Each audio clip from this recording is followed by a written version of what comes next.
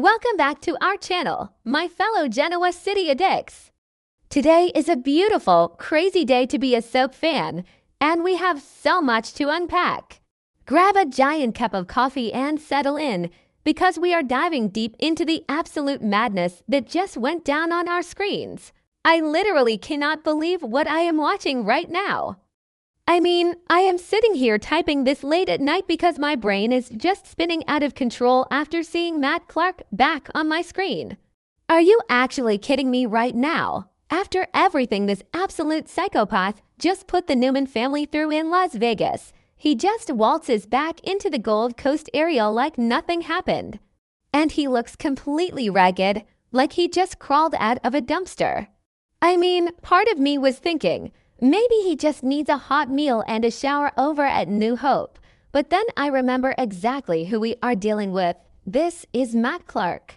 The man who literally orchestrated a reign of terror so dark I had to watch half of it through my fingers. Wait, I am getting ahead of myself. Let us just rewind for a second and talk about Las Vegas, because my anxiety is still recovering from those episodes. Matt Clark did not just kidnap people. He orchestrated a full-blown psychological horror movie. He had Nick Newman, the golden boy of the Newman family, writhing in absolute agony on a filthy floor after poisoning him with a tainted batch of fentanyl and cocaine. He chained Sharon and Noah up like animals in an abandoned gas station. He played sick, twisted mind games with Adam and Chelsea, looking them dead in the eye and making them think Nick was already dead. The sheer level of trauma he inflicted in such a short amount of time is staggering. And now, after all of that horror, he's just back in town. But here is the kicker, the absolute cherry on top of this ridiculous sundae. He is claiming amnesia. I am sorry, but nitrogen monoxide? Absolutely not. We are not doing the amnesia storyline with this guy.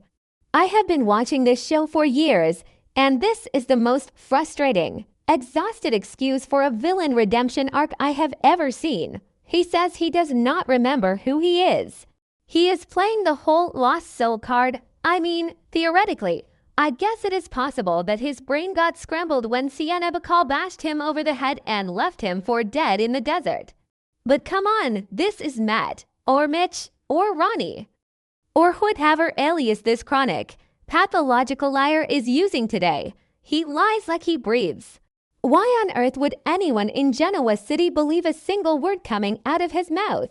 And thank God for Noah Newman, because am I the only one who literally stood up and cheered during their confrontation? Noah is all of us right now. When Matt tried to pull that pathetic amnesia act on him, Noah did not buy a single second of it. He looked at that smug face, heard that voice, and just completely snapped. He verbally destroyed him, provoked him, and then they completely threw down.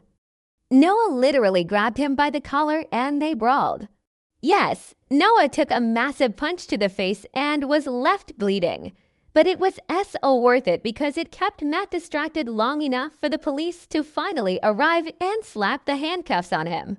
Seeing Matt in cuffs, unable to run from his crimes, was the most satisfying moment of my entire week. But here is where my brain starts going into overdrive, because we all know handcuffs in Genoa City are basically just temporary accessories. He is going to get out. He always gets out. And when he does, there is going to be a massive line of people waiting to take him down permanently.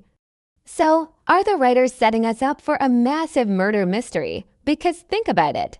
If there is a whodunit, the suspect list is endless. Nick, Adam, Sharon, Noah, Victor.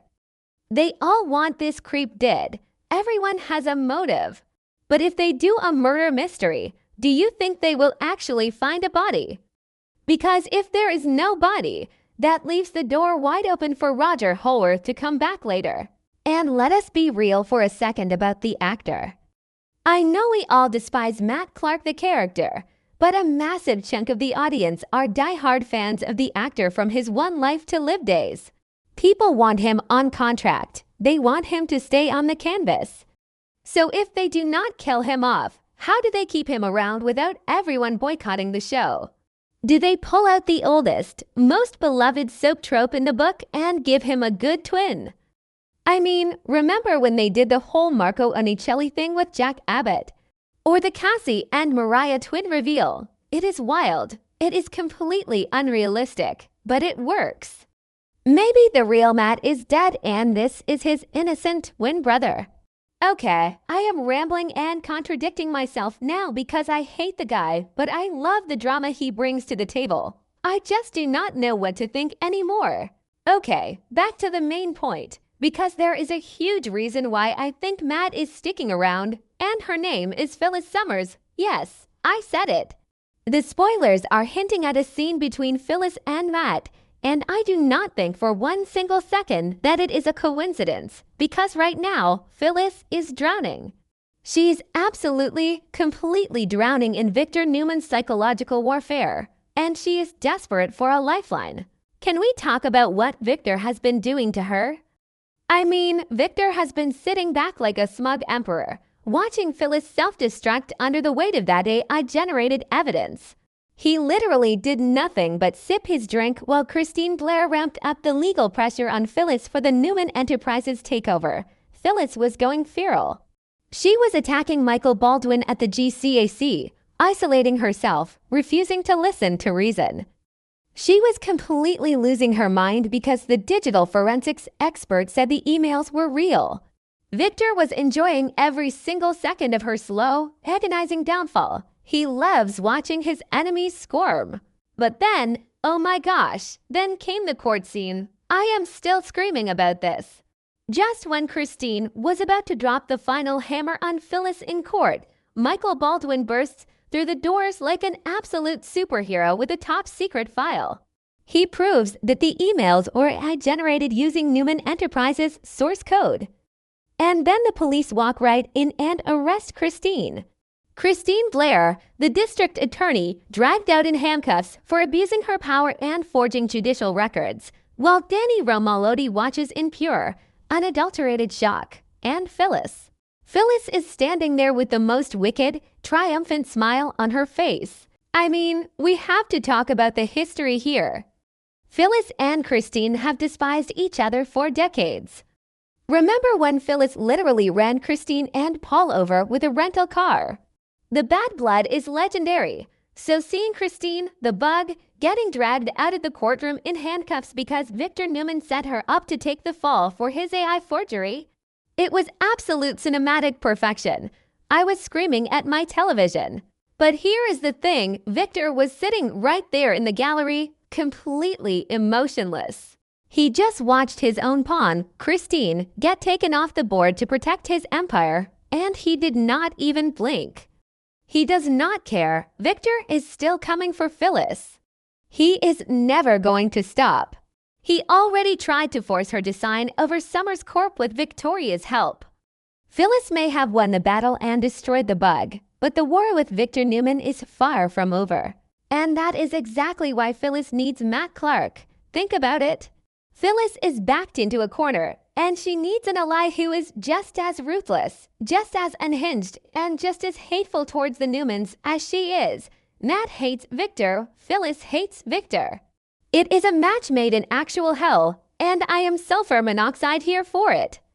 I know some people are loving the idea of Phyllis fighting alone, but personally, I think she needs a wild card.